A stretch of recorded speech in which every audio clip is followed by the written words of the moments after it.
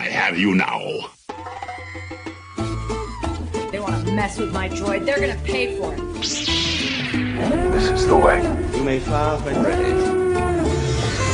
Blow that piece of junk out of the sky! The way you're fighting, you wouldn't have lasted long. Hello there. The ability to speak does not make you intelligent. The Bad Batch have come and gone as we sunset another Star Wars animated series. And it was a series for the books, certainly. It was a roller coaster of a final episode coming in at 51 minutes long. And I think it subverted expectations in a lot of ways and in a lot of right ways. Predictions for the deaths of characters, the returns of characters, and a lot more did not happen in this episode that a lot of people thought was going to happen. The episode ended on a higher note than we're used to from Star Wars animation. It ended on a more closed note than we're used to from Star Wars animation. And so we have a lot to talk about. We're here to break down the final episode and kind of reminisce on the past few years of that we've spent with the Bad Batch team and just see how far we've come. It came so quickly that it hasn't really set in that this is it for the Bad Batch for a long time. But we're going to get down to it. We're going to talk about it. So joining me to talk turkey about this finale is the hostage-taking Hemlock himself, Colin Archer. Hey, Carter. Man, this was a very emotional episode. It's a very action-packed episode. It was so fun, and I do have an immense amount to say about this. I can't wait to get into it. This is going to be a great episode. It really is. Yeah, I mean, I'm really ready to dive into it because this left me in a spot where I didn't think I was going to be. I thought I was going to be a lot sadder after the finale, certainly. I thought worse things were going to happen to the group. I've been saying that all season, that worse things were going to happen to the group. And so coming into it now, it was a good little pick-me-up. And honestly, I'm happy that it ended the way it did, and it subverted the way I thought it was going to end so much that it was exciting. It kept me guessing the whole time. Right, and all aspects of this is we're fixing to discuss. I mean, gosh. Right. So much of it's really good. So the episode is titled "The Cavalry Has Arrived." So final episode, they use one of Wrecker's. That's actually, I think, the first line the Bad Batch says. Wrecker says that in that season 7 of the Clone Wars. Okay, and so it's cool. a little bit of a full circle moment right there. I have a pet peeve about the word cavalry. Have we talked about that? I don't know. Not about that. So people confuse the word cavalry with Calvary. Yeah. And Calvary is the hill that Jesus was crucified on. Mm-hmm. I'm like, whatever. There's a really popular band here in this part of Texas called Flatland Cavalry, and they very, very consistently tweet about how often people misspell their name. Like, you got your band name on a marquee sign. Yeah. Half of the time it's going to be misspelled. Yeah. Nobody knows how to spell that word. Yep. I feel like a ninny about it, but it's a real thing. Yeah. Anyway. It is. So this episode opens the way the last few episodes have with some ominous music, but what's different about this episode is it switches over to grayscale in the beginning. Not just the logo, it switches over to grayscale at the Disney Plus intro with all the helmets passing by. It goes from the red and the blue and just starts to slowly get grayer. And that was really ominous at the beginning. I was like, oh wow, this is going to get intense. It's going to get deep fast. Yeah. Very stark contrast to all the rest of everything that went on in the whole season.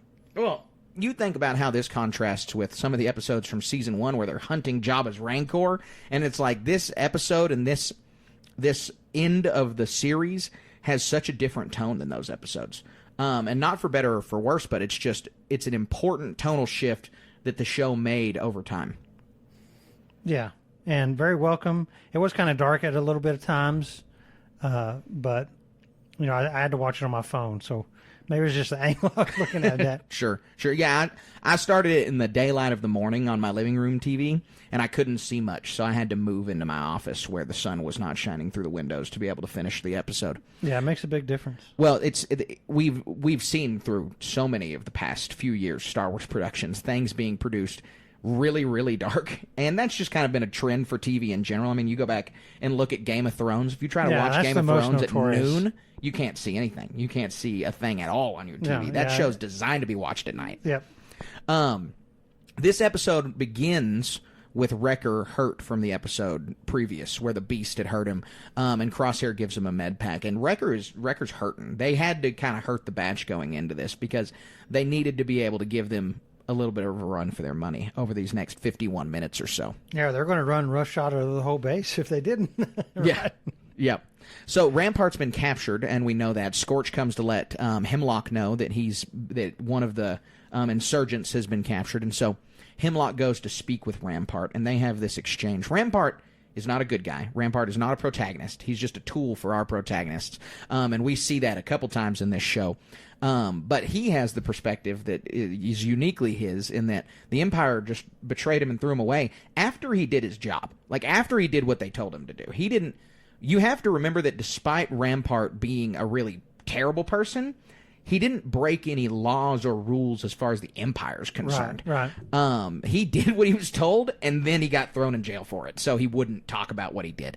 And so he's obviously got this super jaded perspective on the Empire, and when Hemlock walks in that room, he gets under Hemlock's skin really fast with this attitude of his, because he's telling Hemlock how everything's coming crashing down around him. It's over for him, and Hemlock, won't agree, and Hemlock himself says that he is indispensable, which we know nobody in the Empire is indispensable except for Palpatine himself. Yeah, it's really only true if you succeed. Mm-hmm. If you can accomplish what you say you're going to do, but that's kind of like a life lesson too. Well, we saw that with Rampart, and it didn't work. He accomplished what he set out to do, and then got canned for it. And the Empire, making a misstep, get on the wrong side of your boss, that's a death sentence. Yeah, exactly. Or a long jail sentence. Yeah, it's a deadly proposition to disagree with a higher up in the Empire. And so Hemlock, he's so close to this sphere of influence, and we know from the beginning of this season that his whole goal is just to be science minister for the Empire, which is, a little bit of a paltry goal compared to Sidious's goal with these experiments. But he Sidious says all in good time to him then, and then Hemlock is really just floundering here because he knows that it's being all taken away from him. And he knows Rampart's right, really. He is not indispensable to the Empire in any way. Yeah. So one thing this is at the end. I'm sorry, I'm jumping ahead. There's a lot to do with this topic alone, and we can recap this. So Hemlock storms off, and we get a lingering shot over Nala Se, basically just to remind us that she's in the in the holding cell also. We then get to cut. So we're going through, the way that we're working through this is we're seeing where all the pieces are and where all the players are at the beginning of the episode, because it's all really short scenes back to back. We got where the Bad Batch were in the woods. We got where Rampart, Hemlock, and Nala Se are. Now we switch to Emery Carr and Echo in the lab. Echo's scomped in with his arm, trying to get the data that he needs to understand this facility and everything else. Yeah, what else going on? Exactly. And they're together on the inside. And so we see them working together as a team as well. And then we get to cut to Omega and the kids, the last piece of the puzzle here. And Omega's explaining the escape plan to the kids. And you can now see, after watching these just first few minutes, that all the pieces are in place for this grand escape that they have planned. And before this was a 51-minute episode, I would have been like, there's no way. Because I was saying last week, if they did a regular length episode, absolutely no way we could wrap all this up. And I still believe that. But now seeing that it was 51 minutes, they got us right in the exact position they needed us for the finale. Yeah, and we're going to get to it. I think there should have been some things done better, but overall, the length is good for sure. So the kids' plan, we linger with the kids for a while. Their plan to get out of this facility is to hack into the medical droid. Omega's got enough skills to be able to do that, and so they distract the medical droid and they're able to hack into it. But Dr. No Fun comes down. Her name's Dr. Scalder, but she's just awful. She's just so mean. She's just one of those characters that you take a look at and you think, this person was made to work in the Empire. Like, they would not have been happy in the Republic. Like, they are meant that they there's all kinds of a spectrum of people that work for the Empire. There's a bunch of stories that we see. The character in Kenobi is the first one that comes to mind. The female officer, I cannot remember her name right now, but that they join the Empire because they think they're doing the right thing, or it was a holdover from the Republic, they were already in the Republic, and then they see the brutality of the Empire, and they leave. I mean, that's Wedge Antilles' story, that's Sabine's story, it's a bunch of people's story. It's not very rare, or it's not very often that we get to focus on a character that is a bad guy without a goal. Like, oftentimes we see bad guys in Star Wars as they're bad, but they have a goal. They have a reason they're bad. They're going for an objective. Yeah, this woman is just bad. She is just a mean person. She's a scientist. She's doing her job, and she's going to be mean while she does it. Yep. So they hack into the droid, but Dr. Scalder comes down, sees that all the kids were not in their place, and so she comes in, doesn't believe them that they were with the droid, and then the droid comes back behind her and sedates her, which was a brilliant plan. I was like, oh, this is really smart. Good for Omega right there. Yeah, very good plan. So they play a nice, really lighthearted Bad Batch theme for the kids, and I think that's just something that we have to talk about, not just throughout this episode, but throughout the series, is how magical the Kiner scores were throughout the show, and how good they understand the beats of Star Wars as far as putting music where it needs to go. Yeah, and the whole thing, like the intros and all the different episodes, all the closing music. Fantastic. Well, they all vary so much, and the loud notes and the slow notes hit at different times, and they just really get the flow of these episodes. I want to see the Kiners make a transition to live action, whether that be TV or movies, but I really also feel like they just shine in animation because they know that score for 20 minutes. Like they sure can fit it in right there. So we then cut to the Zillo Beast. The kids are crawling through the ducts, for lack of a better term, and they see the Zillo Beast and they're ready to release it. And I put a note in here. They got Lobots ? Because you see the back of one of the scientists' heads, and he's got the half ring around the back of his head, just like Lobot does. You turn around and he's wearing the glasses, the same that Dr. No Fun is wearing. But I'm starting to think that maybe these are still permanent implants. The way that it looked too similar to Lobot to me to not be it. Yeah. No, yeah. Very interesting for sure. Cybernetic augmentation. Now they've got augmented reality glasses to go with it. Yeah. Drop the 3D, the red. Well, they got two reds, so the 3D's not going to work. It's just rose tinted. Yeah. So the kids free the Zillo Beast. And we don't have any resolution for the Zillo Beast. The Zillo Beast is they just release it and that's it. So this is a huge point of contention for me. You know, we've talked several times about how I think this is a good time to talk about all the overthinking people did on this whole show. Is Tech coming back? What's going to happen here? What's going to happen there? Is this, we're victims of our own mentality on this too. Mm-hmm. You know, well, that's what we do. Podcasters, we got to be out here spitballing ideas. And it's not a bad thing, but like, it leads you down a path of I want more to happen with this. I want the Zillo Beast to be more than a distraction Carnifex type thing. Mm-hmm. And for the uninitiated, what a distraction Carnifex is based off of Warhammer. There's a model called a Carnifex who's very tough and has a lot of wounds. He just absorbs a lot of stuff and distracts your opponent while the other stuff moves up the board and does its thing. So that's what this thing did. Absorbed all the shots, knocked a hole in the wall, allowed some other things to happen, and that was it. Yeah, it makes me so like you said. There's a lot to this show that didn't come to fruition that a lot of people predicted, and in the end, I'm happy about that. But it is a tried and true tradition of Star Wars to sit here and speculate on every single detail. Right. That's been around basically since the beginning, and so for so many of the speculations to fall flat, that was why my expectations were subverted so much, is because sometimes it feels like there's a lot of telegraphing and you're like, oh yeah, this is how this is going to play out. Even in the Bad Batch show, like I felt like we were hitting a lot more home runs on guesses for season 1 and 2. Season 1 and 2, it kind of felt like we were like, oh, this is going to happen next, then this is going to happen next. But season 3 subverted by not being as daring as I thought it was going to be, which is not necessarily a bad thing. But now, the Zillo Beast is just rampaging across this planet. I'd say the Zillo Beast now has his own planet. That's certainly not the case. The Empire's going to catch him again. So it may not be the last we see of him. Well, and like the thing is like, what do they have this thing for? Is he a power source? Is he right? Well, the original. So in the first 2 episodes, it's for his armor because it doesn't. Lightsabers can't go through it. But we've obviously we haven't seen that come to fruition in any other. I know in the extended universe, something on that level is called cortosis or something, right? Yeah. But that's like a mind mineral. And we already have this with Beskar. We have things that already lightsabers can't cut through. But this was another form of energy deflection that's easier to mine than Beskar steel, I guess. Grow. Yeah.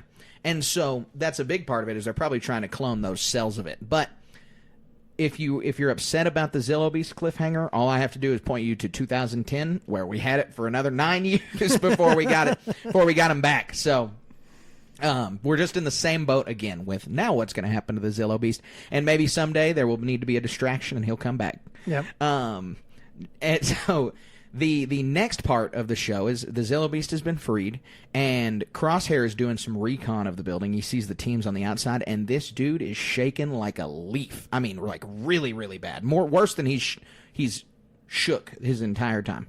Yeah. And you can pretty much surmise that as he gets closer to where he was captured, some sort of PTSD / fog of war effect is starting to affect him more and more. This is one of the best points in the episode for me, is we get a super tense emotional dialogue exchange between Crosshair, Hunter, and Wrecker, where Wrecker's clearly injured, and Crosshair says he needs to go in alone. He needs those guys to go to the radar dish, contact Rex, and actually storm this base. Crosshair is going to go get Omega and Echo. And Crosshair says, Wrecker says, we're a team, we're not going to do that. And Crosshair outbursts with Clone Force 99 died with tech. I don't think that that's actually the wrong perspective to have. I think that is... So they come back with Hunter and Wrecker like, well, we're still a team, yada, yada. And that's all true. They are still a team, but they are fundamentally a different team than when they served in the Clone Wars, than when they served with tech. A lot has happened over these past couple of years. And so Crosshair makes a really poignant point insofar as they cannot rely on their same tactics. They're down a man. They've been down a man. They cannot rely on the way things used to work, which for Hunter and Wrecker's character, mainly Wrecker's character, oftentimes we see him a little bit stuck in the past with the group. And so this was a really important exchange. And Crosshair then goes on. This is where Crosshair starts to be wrong, is he says, I'm going to go do this alone. This is what I deserve. And it's like his brothers have forgiven him. He needs to understand that. He needs to accept their forgiveness, and he needs to recognize that he can't do this alone anyway. He's going to get captured and turned into one of the Clone X guys. Yeah. Very emotionally effective scene. Yeah, here. Yeah. I say one of my favorites, maybe my favorite scene in the episode. It's kind of overdue in a sense. We kind of speculated that they were going to hash it out in this way a little bit many episodes earlier. But, kind of under this crucible of pressure here, it came about in a really positive way. Yeah, I'd absolutely agree. So we then see the kids escaping as the Zillow Beast is trying to get away. They have to climb out of here with some heights, and the green kid, who I keep calling him Jax, I think is his name. Jax says he's scared of heights. Well, Omega gives him this nice pep talk about how Wrecker's scared of heights too, yada yada. But the only thing is that they're making the kid who's scared of heights carry the 2-ton baby on his back. So he's like, I'm scared of heights, and no one tries to give a solution. Well, like, maybe you shouldn't be carrying a 50-sound pack of feed on your back. Yeah. But he is anyway, and so he's the kid who's scared of heights, maybe most likely to fall off a ladder.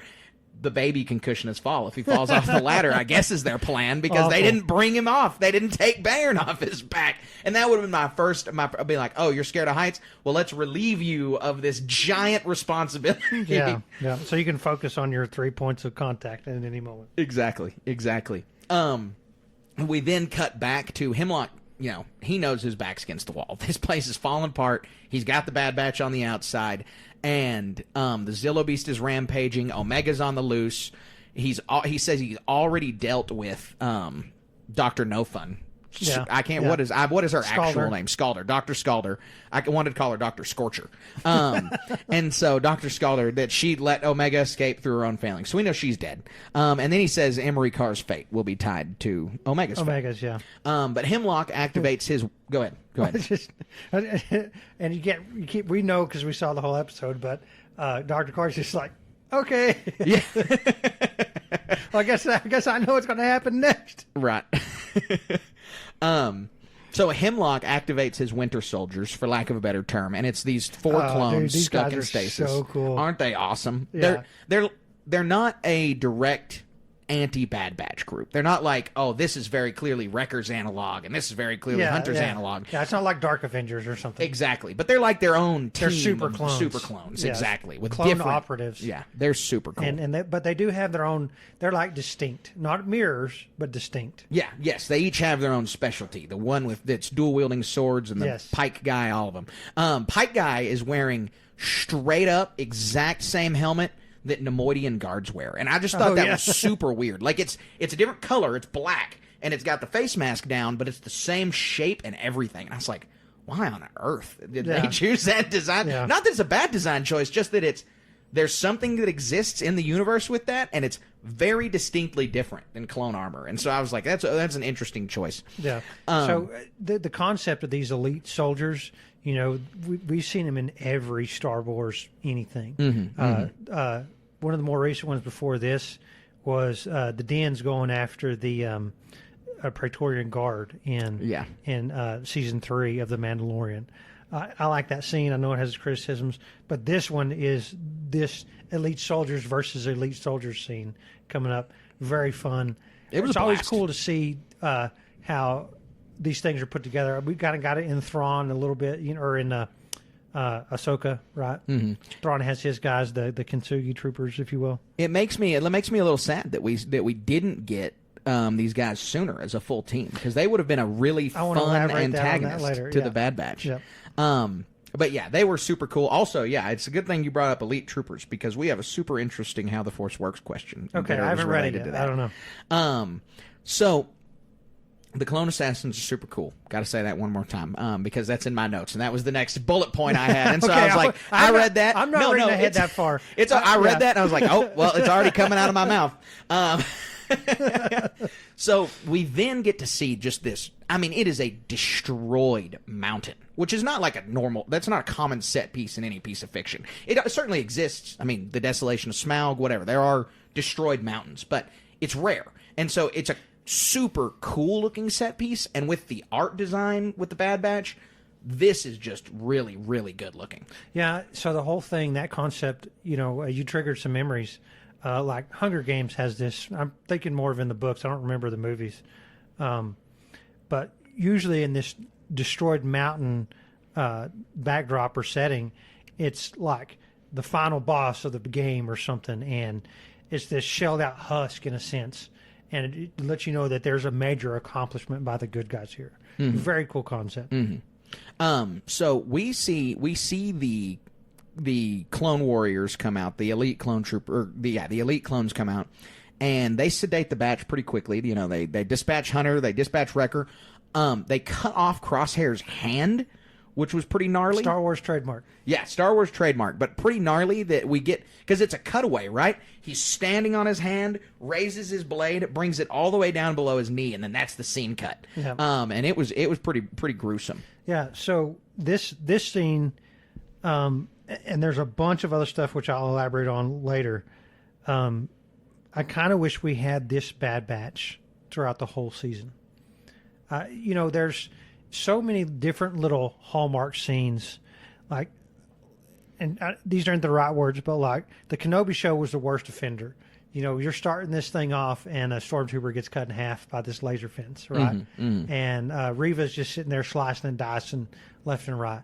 And then, you know, we've talked about on here just recently the two Imperial officers in the first season of Rebels, right? Right. And so I'm not asking for just like this rated R version or a PG-13 version of these kids shows, but there's so many different scenes in here where they're willing to have some elevated concepts, if you will. They're pushing the Bad Batch envelope on this violence. Pushing some boundaries on this stuff. And a lot of this stuff in 15, 14 episodes previous to this was just like skipping down the path. Right. And now we get to the really cool stuff. Right. It's gosh, what's the right word? They should have done this a lot earlier. Sure. You know? And you know, we've talked about this. The interesting tone throughout the Bad Batch is you sometimes have blasters set to stun, sometimes set to kill, and it doesn't ever seem like there's a rhyme or a reason to when they're making those decisions. Right. Like they'll stun a stormtrooper, they'll kill a stormtrooper. Like Omega has shot people with real blaster bolts, and when this specialized clone trooper is walking up to her, all she's doing is shooting round after round of stun blasts, and it's like, what's going on here? Yeah. Anyways, the batch is captured, and we have Dr. Carr helping get the kids escape. This is the very end of basically. This was 2 episodes. Like, you could kind of tell there's a little bit of a break. In the middle, and so Dr. Carr flying away from the base is the end of the penultimate episode of this 2-parter right here. And she's flying away. She takes the kids. We know she's not going to come back for the final episode. What was the point in telling us that she was a clone at the end of season 2?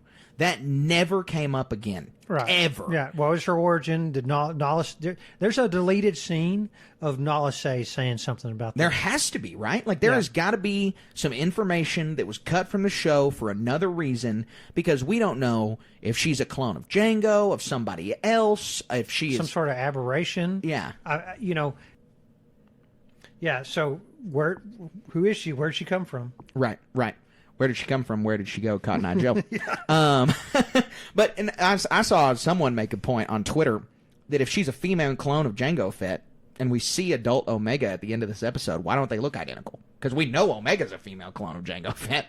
Well, her name's Omega for a reason. We just don't know what that reason is either.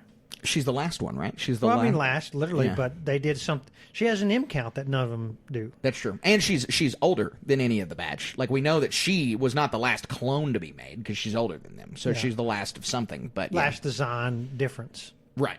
Probably so. So we get into basically the next episode. It's the same episode, but it's the next part, and we open to the batch being tortured, and brainwashed, basically into becoming those same Clone X operatives that we've already seen. And those guys are, from what we can assume from the rest of the series, just regular clones that have been turned into this, because we saw one unmasked in season 2. We've seen another one, and so the batch would be way more formidable than these guys if they were brainwashed like that. The clones who are in prison, they're the ones who bucked orders and didn't fall in line.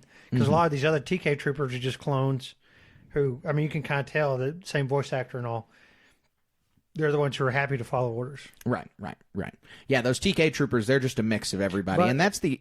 Go ahead. Yeah, this is another... I bet the something we can infer from this is that clones as TK troopers, or as their role in the Empire, is pretty much done after this. Yeah. Well, that was something that surprised me, was we never got the Stormtrooper transition in this series, which I thought was going to happen, because we got the TK troopers pretty early on. Yeah. And then they just stayed TK troopers. And I really just thought one day some high-ranking official would roll up with a clone or with a stormtrooper. Yeah. And they hinted at this has to be another deleted scene, because they even mentioned Senator Chuchi in this episode, and they had a whole meeting in a previous episode. The opening of this season. Yeah. And so you think there'd be some sort of story advancement on what was going to happen to these clones. I mean, we kind of do, but there's this episode, while the series closed at the end for the Bad Batch characters, it left a bunch of open ends and threads to follow. Yeah. I mean, really, what was the point of the Ventress episode when you get down we'll to get it? To like, that. it wasn't. I got a lot to say about that when we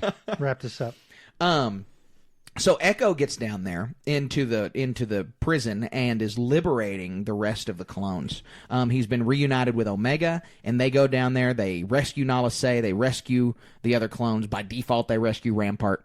And so Echo leading the clone uprising is super poetic. Echo is like the first real clone that was not from a movie or was not a main character like Rex that fans were able to latch onto. And that's because of the Domino Squad arc, leading all the way through to Echo's time into becoming a more seasoned clone trooper, and then his death, and then the fake out of his death at the end of season 7, and the other Domino Squad characters, Fives, specifically, just giving us a lot to build on with Echo's character.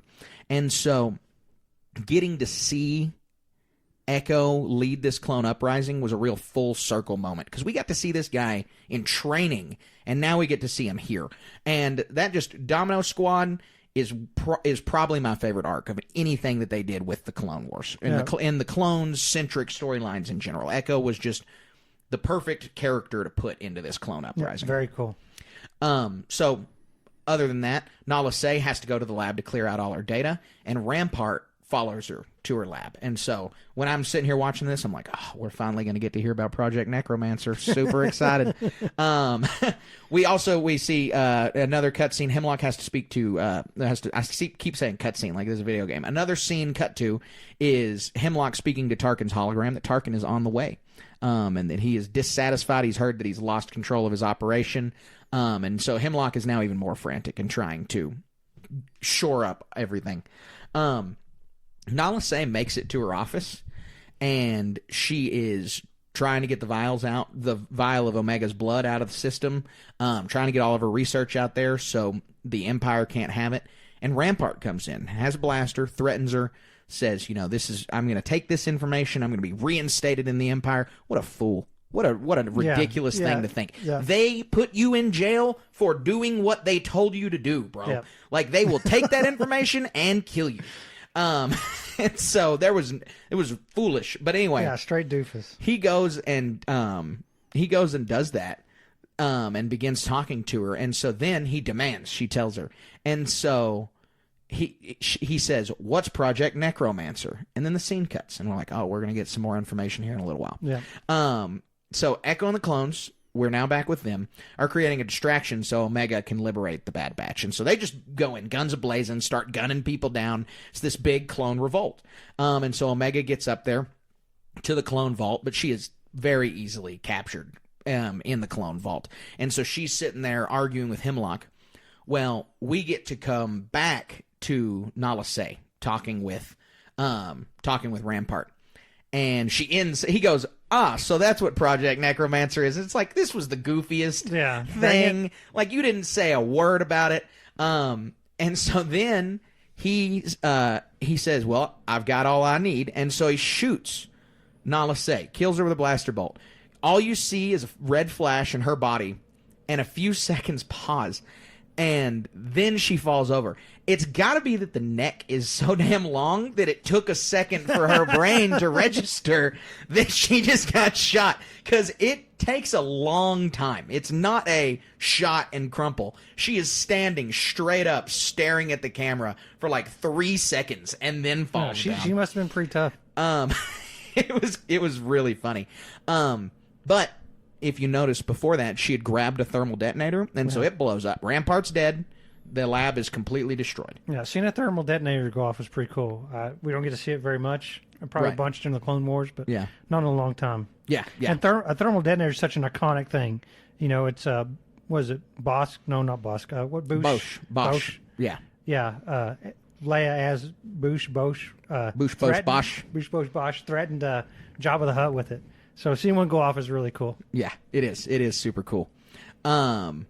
Then we cut back to Omega, and this is the big climax for the whole series, is Omega sitting there arguing with Hemlock, but Wrecker is slowly waking up because of what Omega did, slowly able to get out of his binding before it's too late, and he kicks it, and this whole time, it's like this... The music is swelling in like a really to a crescendo, foreboding and dark way, even though these are our heroes. And so as the music of them coming out of stasis keeps going up, it's like this reverse horror Frankenstein thing. Like, Wrecker's waking up, screaming. Like, they're the good guys, so we know this is a good thing. But it's still the way the music's playing and the way the bad guys feel. It's definitely, like, super crazy that he's just coming out of this. Yeah, very cool scene. So they begin to fight those clones, and Hemlock takes Omega prisoner. He says, we're getting out of here, time to go. He gets the ship from Clone X and then says, take care of the Bad Batch, and thus ensues a fight. But we get to see Hemlock and Omega booking it to that ship in another amazingly gorgeous shot. The rainstorm was a perfect setting here. Call back to Obi-Wan and Jango and Kamino. Yeah. Felt like to me. No, it seemed that way. It absolutely seemed that way. Rain in Star Wars is always cool. Every time it rains, the scene is good. Yep. So they're coming. Scorch is there. The Bad Batch are able to dispatch the Clone X guys, and they come out onto the platform. First thing that happens is Scorch the Clone Commando, who didn't have many lines or much to do in this whole series, just gets absolutely blasted, man, right in the chest. Triple chapped in the chest. Yeah. Very hardcore. Boom, boom, boom, and he just falls over. And look, I didn't play the Clone Commando games, or the Republic Commando games. I know they're super popular. I've heard some people griping about this death for Scorch online. And I mean, I just got to say, he's not that popular of a character that his death had to be some grand moment. Like, most people watching this TV show did not know who that was. Yeah. That was an Easter egg from the video game. The show was not about him. Yep. But anyways, and then Crosshair shoots out the engines of Hemlock's getaway car, the awesome pointed ship in the sky, and super cool that Crosshair can just nail 2 engines and take down a ship. That's not a normal person thing to be able to do. Happens. People shoot at ships frequently. Happens ultra rarely. Right. But Crosshair he knows how to thread that bolt to where it needs to blow that engine up in one shot. It's a 1 in a million shot. Yep. So now there's basically nothing Hemlock can do. He needs Omega to stay alive. Omega knows this. The Batch knows this. The Batch wants Omega alive. He's threatening to kill her. If he does that, he has no leverage. So now he's just backed up to a ledge, has no idea what to do. But Omega knows what to do. Hunter says she knows what to do. This is one of the plans that they've talked about. It was kind of mentioned. It was not this one specifically. Yeah, Plan 99. This is just another one of the plans. It is. What to do exactly. if somebody's got a gun to your head. You can see Tech's fingerprints over this whole season, despite his character not being in it once, with the way Omega can handle situations. Exactly now. right. And so she stabs him in the leg as he's like, I'm stabbed in the leg. Then, bam, just gets wasted immediately by Crosshair. And shut the binders off in a really cool way. Awesome. Well, and he was bound to Echo. To Omega. I didn't mention that. And Hunter tells Crosshair, shoot the bindings. Like, what are you doing? And Crosshair says, I can't do that because of the damage that Crosshair sustained. It's not going to be possible. And so it was really cool to get to see that. Omega runs to the guys and hugs Crosshair immediately, which he just saved her life. But this is also a huge moment of him being completely folded back into the family. Yes, exactly right. No longer just a team member, but a family member. And that's what he needed in his life in general, was family, not teammates. And then she hugs Hunter, obviously, and it is it pretty much is resolved there because the Batch get on a shuttle and they head out of Tantus, and one of the coolest cuts I've seen in so very long. Cool. That ship blinks out. 3 ships blink in. Yes. 2 Venators and the first ever Imperial Star Destroyer. We didn't get to see it at all this series, and we finally got to see it in the last episode. Yeah. Super impressive. Tarkin's the guy behind the wheel there. And so we then get the cool shot of the Star Destroyer directly over Tantus, panning over it, just like we got the reverse shot, the underside of Thrawn's ship over the witch castle. Yes, yeah. On Peridia. And this is the reverse of that. And so we get to see the aerial shot. Tarkin's just basically monologuing, giving some info to the audience. That they're going to shut down Mount Tantus's facility, and that all the money is going to be redirected to Project Stardust. Dun dun dun. Yeah. The Death Star got its money. That is the Project Stardust line throughout most of this period in Star Wars is a little exhausting to me, not because the Death Star is not obviously a massively important plot point, but it gets mentioned all the time, and it's like at the end of everything, and it's always, well, this failed, better give the money to the Death Star. Yeah, so it makes you beg the question, well, if Hemlock was successful, would the Star Destroyer not be built? Or the Death Star not be built, Yeah, right. Which obviously not. Yeah, but must have taken a lot longer. So this is just, it's a continuous thing that gets mentioned is, Project Stardust, and everyone's like supposed to gasp, and it's like, we know, Tarkin, when you're on screen, the Death Star is going to get mentioned. Not Krennic. No, not Krennic. So we cut to Pabu, which in my notes, I'm like, why in the world would they go to Pabu? The Empire is going to come back there. But then I realized Hemlock kept the whole Get Omega operation under wraps. Yeah. The rest of the Empire doesn't know about Pabu. Everybody who knew about Pabu's dead. Exactly. Which is really or crazy. Or in jail, like Rampart. But the Batch didn't know that. is the other part. They didn't. And so it is still foolish they go back, but they aren't going to get caught there. But we hear through some pieces of the dialogue here that Echo is going to resettle the clones on Pantora. This is the Senator Chuchi line that you mentioned. This I think kind of cements. I bet Senator Chuchi is her own rebel cell in herself, and that she is a building block for the rebellion. We don't see any Pantorans around the table in Rogue One, and Bail and Mon Mothma certainly would have known her. So Chuchi's probably dead by the time of Rogue One, but she's another one of those very important cells of the rebellion, I'm sure. For sure. And then before the end of the episode, or before the epilogue, we get the final shot, and it's a Return of the Jedi shot. Yeah, very cool. It's the family sitting down. It's Hunter, Wrecker, Crosshair, Omega, and Batcher sitting down in front of that big tree on Pabu, and it just slowly fades out. And if you had told me that this series was going to end with a Return of the Jedi style shot, I just wouldn't have believed it. No, I wouldn't have either. So that was the big subversion for me, was that nothing bad happened, really. I mean, obviously a bunch bad happened, but the episode didn't end badly. We talked so much about how season 2 was an Empire Strikes Back analog. And we haven't talked much about how this season was a Return of the Jedi analog, but now that it's wrapped up, it feels a lot like a Return of the Jedi analog. Yeah, it does. I mean, the worst thing that happened was somebody lost a hand. Right. And, the bad guys are defeated as far as the bad guys they cared about, which was Hemlock and Mount Tantus. Yeah, they're not searching for Omega anymore. That was a big point. Exactly. So we do have an epilogue to the show, though. And we get a cool aerial shot over Pabu where you can see that the mountain of Pabu and its rings look a lot like Tantus. Right. Really cool. Just a neat little shot that they had there. And we get adult Omega walking into where Ventress's ship was parked in that cove. Yeah, 19 or 20 looking. Yeah, exactly. Going by Hunter, and he's sending her off. She's made her decision. She's going to go be a pilot in the rebellion. I thought she was sneaking away. Because he said, you thought you could leave without saying bye? Yeah, no, that is what she is sneaking away. But he's sending her off because he's there anyway. He still lets her go and everything. Is what you're right though. You are right that she intends to sneak away. And we get this old man Hunter. He's got a beard, a white beard. He looks like Logan from Old Man Logan. I mean, he looks just like that.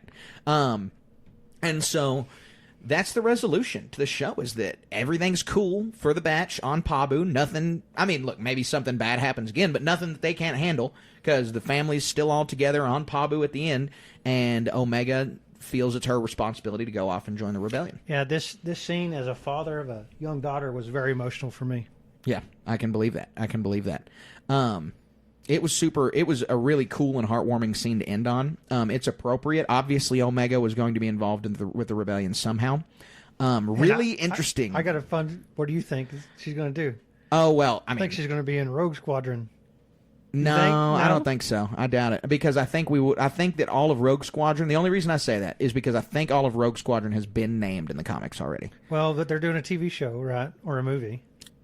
Yeah, that is back in production, isn't it? Yeah. That is back in production. And so that could be the so case. They change all kinds of stuff with these things. Yeah, you're right. You're right. There could totally be a retcon in store because if they just wrote down some pilot name under Rogue Squadron and they wanted to stick Omega in, would totally happen. Yeah.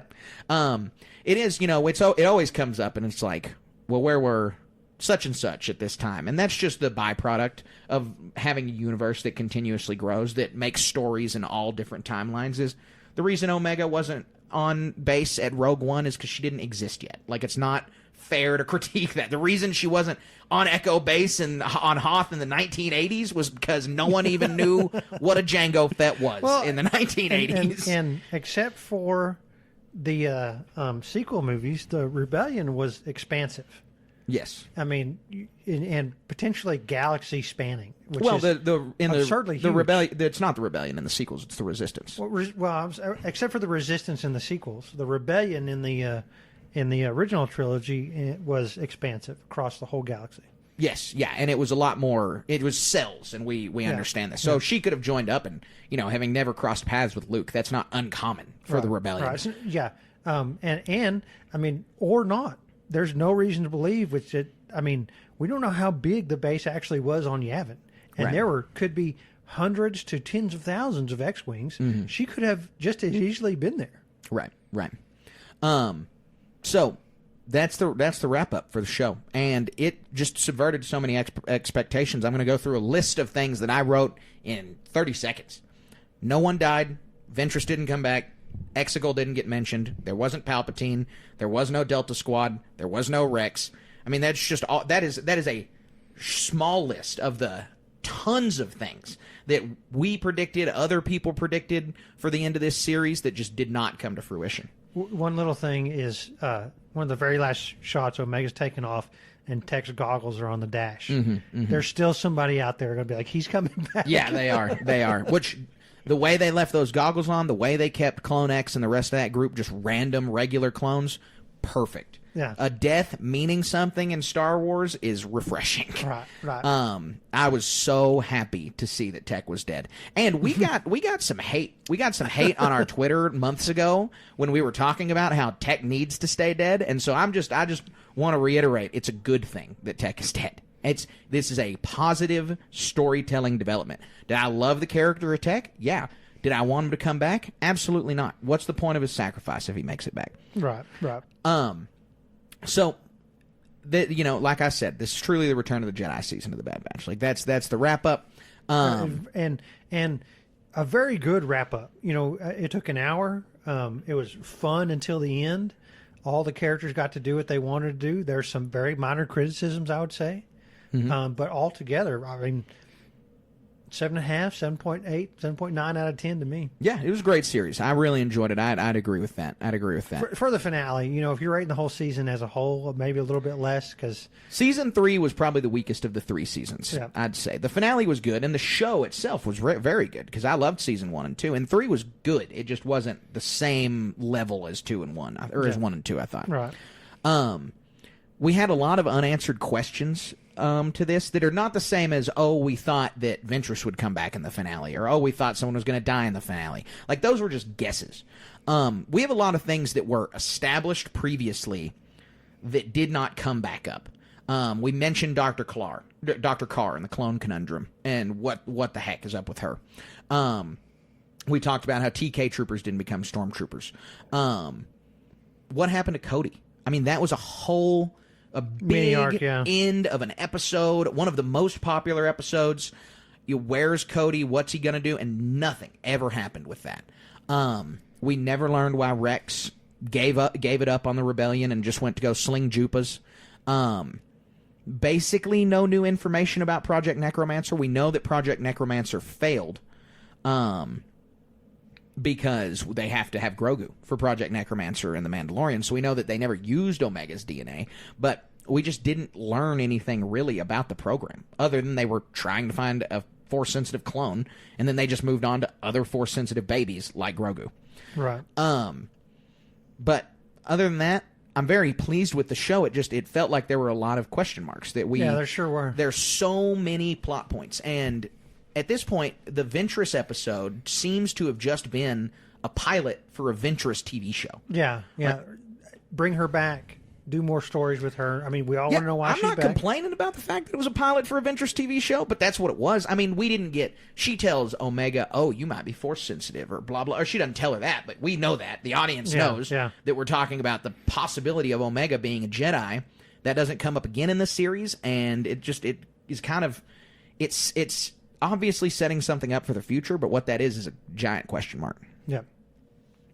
But that's all I've got to say about this episode. You got anything else? I think I covered it all. Yeah. Okay. Yeah, all right. all my points. Well, it was, again, I thought, a wonderful ride. I'm happy that we got to see it. I'm also looking forward to the next Star Wars animation announcement. We're going to get something. Yeah. I mean, are they going to continue with the Visions, or is they going to... I mean, because, they just did X-Men 97 on the Marvel side, and that's doing really well. Well, and we got Tales of the Empire in less than a week. Yeah. We got Tales of the Empire in 3 days. Yeah. Oh, that's what I meant. Not Vision. Tales of the Empire. Yeah, because I was going to say, I think Bob Iger took the axe to Visions. That's my guess, is that, this is artistic and not going to make us very much money. Chop. Yeah.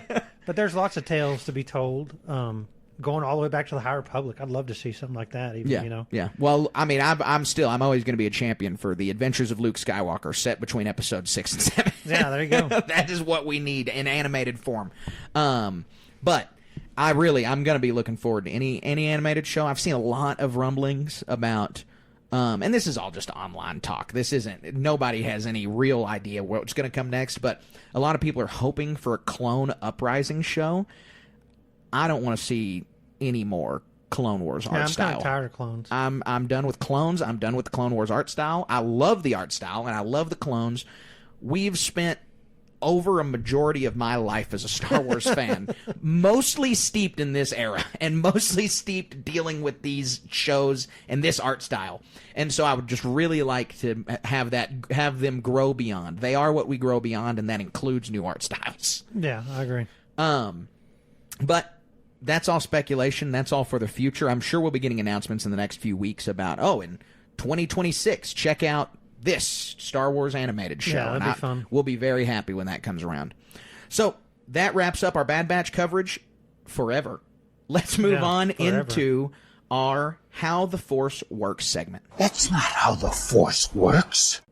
All right, so we have a pretty cool and topical question for the Bad Batch. This question comes from our Patreon supporter, Tristan, and he asks, what kind of specialist trooper would you like to be in the Star Wars universe? Truly, none of them. I mean, these guys, they have to bust their butt. They're the best of the best, and they all get murked and aced by the hero of the story. Right. Maybe the question should be, what armor do you want to own in our universe? I mean, even the robotic versions just get totally smashed. You know, Luke Skywalker, his hallway scene, very cool. But truly, though, I don't know the name of these guys, or I don't remember them, but Moff Gideon had the Beskar armored flying stormtroopers. Oh, yeah, the Mandalorian armored white stormtroopers. Yeah. I remember those. And yeah, so I don't know if they ever got an official name. I just Moff Gideon stormtroopers. Oh, really? That's what they're called? I don't know. I'm making that up. Gotcha. But that's colloquially. I tried to Google them to be authentic in this, but, I mean, they're just in one episode, right? Right. And, I mean, they can fly. They got the Beskar armor to be impervious to lightsabers and blaster bolts, and they'd still be around if Moff Gideon wanted a doofus trying to take on Mandalorians, right?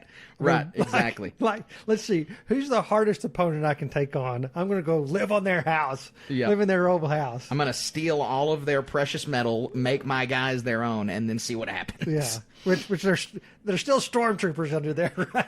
Right. So all that hardware for nothing. I mean, maybe they're specialists, right? Maybe they got a little bit more chops, but I mean, like you said, they got jetpacks, so yeah. That's a step above. But yeah, and their armor is supposed to be so impervious. But we do see, and this is the kind of symptom of just watching media. Like, it's the same as complaining about the fact that stormtroopers have bad aim, is the fact that they would get shot in the armor and die. And it's like, yeah, because they're extras in the background. You can't every single shot block off of them. There's no way to win. There's no way to tell a compelling story with that. In the context of where these guys exist, they're wannabe Mandos versus actual Mandos. Who's going to win? Yes. You know, that's exactly what it is. Imperial Commandos is what those guys Sounds are called. good to me. Yeah. I just found that on Wikipedia. Yeah, they are called unidentified Imperial Commandos. There you go. Which is a great pick. They weren't even on my radar for this pick. I was thinking way further back. I was thinking to 1983 because the one that I would choose, Emperor's Royal Guard. Yeah, wearing so that cool red armor all the time. You don't really have to do a whole lot. You just got to follow an old man around and stand a lot. It's not like the Emperor can't handle himself. He sends you away. When look, he says, all right, leave me. Luke kills him. There's a whole short story about this guy having an identity crisis and, like, he's been so dedicated to the Empire and now they're killing each other. The Emperor's dead, yada, yada. It's in the ROTJ Fact Pov.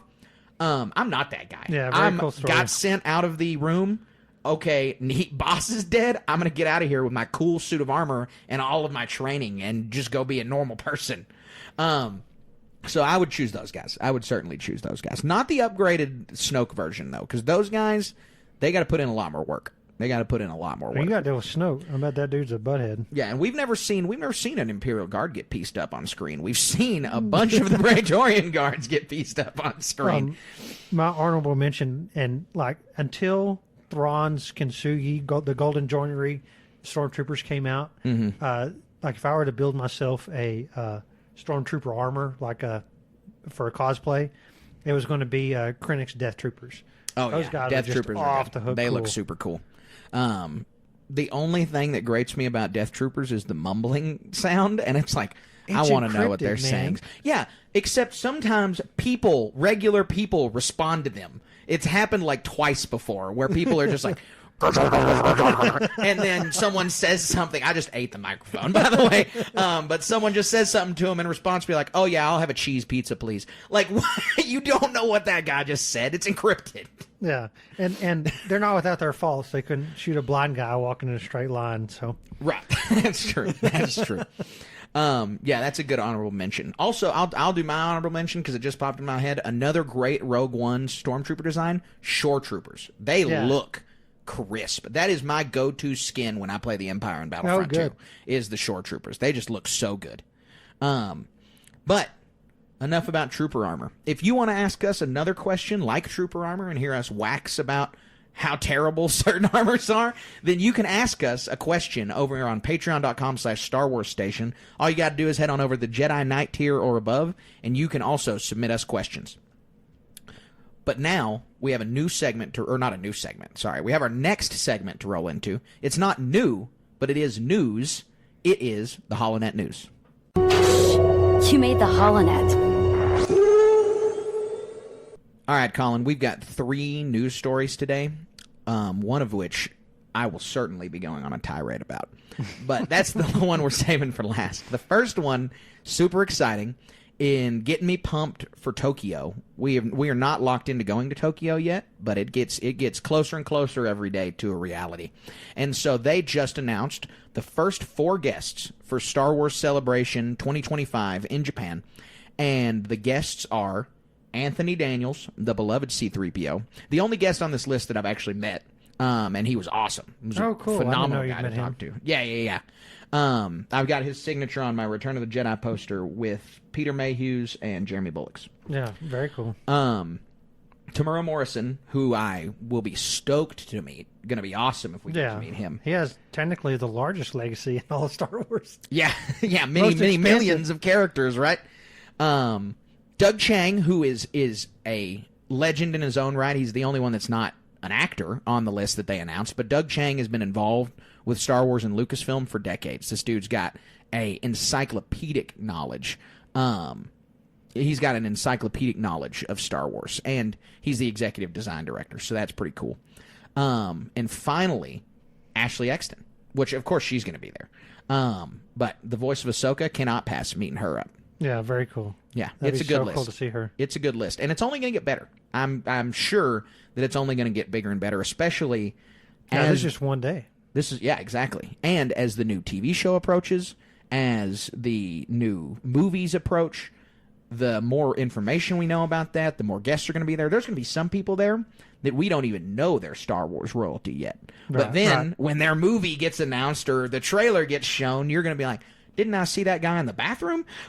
Yeah, in all probability, I mean, we could be seeing the cast of the new movie. Oh, I think super high likelihood, especially for The Mandalorian and Grogu, which is our next news story.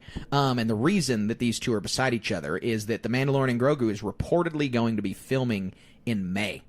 This was reported by Making Star Wars on YouTube, who gets a lot of scoops right. He is often right. And so this is probably likely going to happen. We know that they want that film to get produced quickly and that they want to get it out. We want them to get it out. I don't want it to be produced so quickly that it's no good. But the sooner they can get Star Wars in theaters, the better. And they're expecting that they're going to be filming this month. Oh, my goodness. That's so awesome. I can't wait for that to happen. Yeah. So that's what... Because that means leaks. Yeah, and leaks plot galore. Points Tons of news to talk about. Well, and for Celebration Japan, that movie will be right on the horizon. I mean, it will be just a couple months away.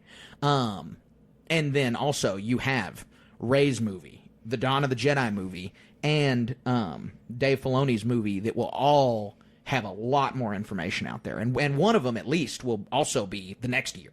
And so that will also give us a lot more to look forward to. It's going to be really cool. Celebration Japan is going to be a treat, and these guys right here are going to be a big part of that. Yeah. I'm super excited about this. And I'm pumped that they're filming. So the final news story to talk about is about a Star Wars that is releasing on June 4th of this year. One of those things is the Acolyte. Super pumped about it. The other one I'm also excited about, but I hate that I'm excited about it because I should be seething angry about it.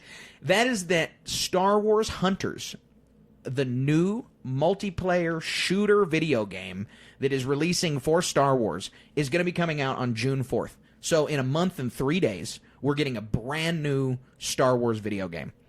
This game was supposed to release in 2021. Oh my was goodness. its first announced date to release. And since 2021, it is released in a handful of countries. The only one that I know it's in off the top of my head is Italy, but there's a bunch of other countries that it's released in. But not, I mean, it's not released in the United States. It's not released in Australia. It's not released in the UK. It's not released in the biggest Star Wars markets in the world. And it's just crazy to me that we finally have an announcement, and I just honestly don't believe it. They released a gameplay trailer. They said we're coming out on the 4th. The official account has tweeted about it, said all kinds of stuff. And when I say this game's been out, it's been active. This is an Overwatch clone for Star Wars. So if you're an Overwatch fan and you're a Star Wars fan, they made this game for you. I've never played Overwatch. I'm certainly going to play this. It is exclusive to mobile and Switch consoles. And so it's super narrow focus, but I've got a phone, so I'm going to be playing this. Yeah. It is just a battle arena game. It's going to be a lot of fun, but it is crazy to me that it took them 3 years to get this game released. Yeah, that is pretty crazy. We've talked about it before. There's some interesting characters. Yeah, I think we broke the news when it got released in Italy. Yeah. Not broke. We weren't the ones with the scoop, but we talked about it. Yeah, but it's going to be fun to check out. Yeah, it is. I mean, they've got all kinds of characters. I've read about the characters. So this is set in between 6 and 7, and so like the droid is J3DI, and he's got all these powers that make him seem like a Jedi. The woman, the Sith in quotes woman, she's like a faker. There's like a fake Mandalorian. Like they do a bunch of people that, you know, they had to have a Jedi, they had to have a Sith, especially in this Battle Royale game. Or not this Battle Royale, but this big battle game. But they couldn't make them real ones because of the time period. Right. They've got a smuggler analog. They got a big old Wookiee bruiser. They got a gunner. They got a tech guy. 2 Jawas in a lab coat. I don't know what they are, but that's super funny. It's probably going to be a lot of fun. Like, I don't want to pan the game because I've heard good things about it from some international players. And I've also seen good gameplay of it. It looks like it's going to be fun. I know I'll have it on my phone for a while. It's just frustrating that it took them this long. Yeah, for sure. And I want to see how good the UI is on iPhone. Because if you're in a game where you're playing against people on your phone or people playing a Switch people are going to beat you. They have a controller. You have your fingers on your screen. So I either hope that it is really, really good UI on the screen, or they'll let you hook a controller to your phone. Yeah, for sure. But regardless, I'm excited about it. We're going to be talking about it. We probably won't be able to dedicate a whole episode to it, though, because it comes out the day that Acolyte comes out. And so from Acolyte until the end of Acolyte, that's what our episodes are going to be about. We can't Star Wars Hunters episode. So we will definitely be talking about it. Maybe we'll have a bonus section on our first episode with the Acolyte, but maybe it's if there's exciting. some guild in the game or something, you could join our guild or yeah, something we like will that. be having a guild if there's a guild in the game, and it will be open to any and all listeners and anyone who participates with Star Wars Station. Yeah, that'd be fun. Yeah, it's gonna be a good time. I'm excited about it. Despite my rage at the beginning, I've slowly convinced myself that I'm now more excited than angry about it, which was probably always the case. Because I know when I saw the trailer, I was like, man, that looks so good. But I'm so mad that it took them 3 years to make. But I can't even say they were working. I was about to say, but maybe they were working on the bugs. I can't even say that. It was out in half of the world before it was out here. Anyways, I digress. Into the next section of the Star Wars Station Communication Podcast, and this is our final section. It is our Star Wars Moment of the Week. We would be honored if you would join us. All right, Colin, our final segment is upon us. Darth Vader wants to know what your Star Wars Moment of the Week is. I love this one. Man, I got my early Father's Day present ordered because the product dropped today, and you got to strike while the iron's hot.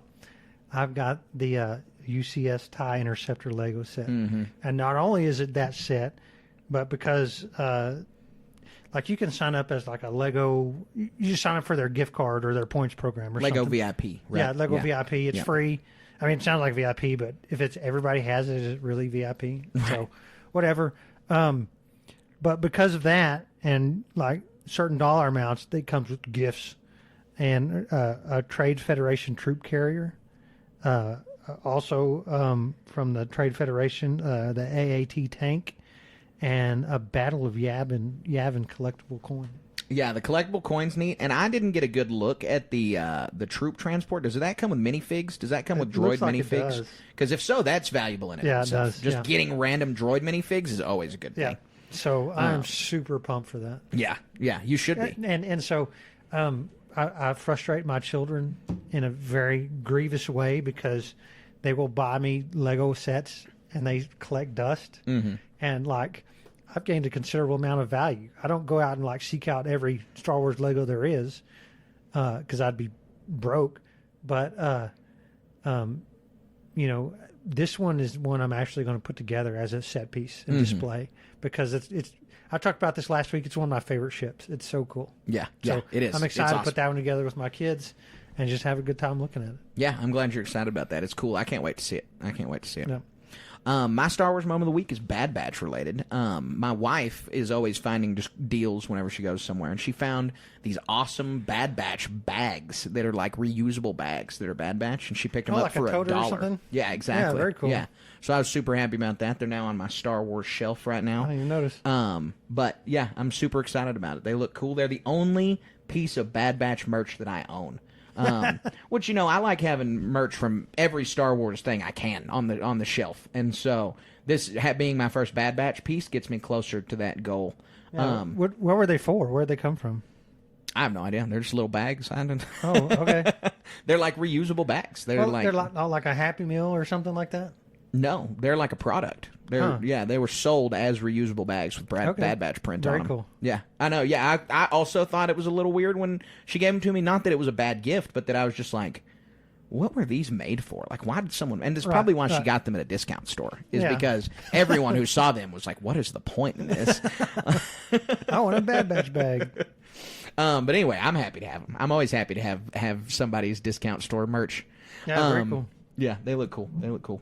Anyways, that wraps up the podcast for today. That wraps up the podcast for this week. We're going to be coming at you next week with our Tales of the Empire coverage. We're super excited about that. That's going to be coming out this Saturday, and so we're going to be covering it on our regular Wednesday like normal, and we're going to have a lot to talk about, I'm sure. Yeah, May 4th is going to be a big day. Revenge of the 5th, probably just as big. Yep. We're doing the Phantom Menace viewing on Friday. We're going to have some of our longtime viewers and listeners at the movie theater. That's going to be a lot of fun. And then we're going to the Star Wars baseball game on May the 4th. We're also going to be watching Tales of the Empire. A lot going on. A lot going on. And we're super excited about it. That's just our fun stuff. In personal lives, it's crazy. Oh, yeah. There's a lot more going on there. But as far as Star Wars goes, we've got a lot of Star Wars activity down the road. We're going to be planning for the next month to kind of try and orient some folks onto the Acolyte. We might do a little bit of a Phantom Menace primer. You know, we did last year to celebrate the 40th anniversary of Return of the Jedi. We did a commentary track for Return of the Jedi. And since the Acolyte is a prelude to the Phantom Menace, I think that gives us even more reason for the 25th anniversary of the Phantom Menace to do a commentary track for the Phantom Menace. And so that's something that you guys can expect sometime this month. And also, we'll probably be giving you the High Republic primers coming up as we near the Acolyte, because we know it's set during that time period. Yeah, very cool. So we got a lot going on. We appreciate you guys hanging around and listening with us and listening to all that we've got going on. If you've made it this far, I'm sure that you're a fan of the program. So please leave us a 5-star review on Apple, on Spotify. It helps us a ton. You can write a review. That helps us even more. You can also give us a like, a thumbs up on YouTube, a subscription. You can leave a comment. All of these things help us game the algorithm, gain more listeners, gain more followers, and grow the Star Wars Station community. Yeah, lots of avenues. Go to our link tree, check out the Discord, StarWarsStationPodcast.com for all that other information as well. And some cool merch on there if you want to check that out. Yeah, absolutely. Another cool way to get a hold of some of our merch is to head on over to patreon.com/StarWarsStation.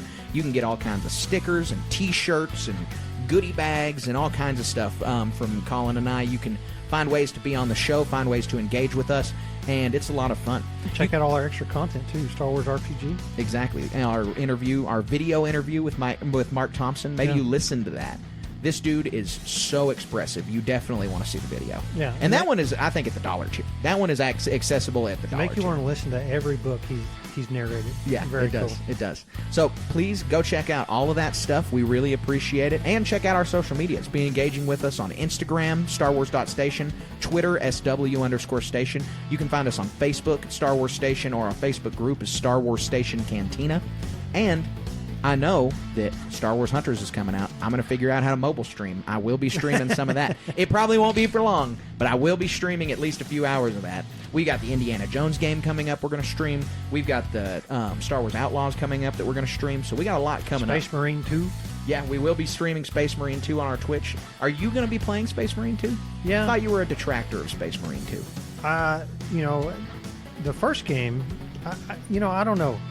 Yes, I am, because they're so fun. Getting to shoot the bolter and blow Tyranids to pieces is going to be over the top cool.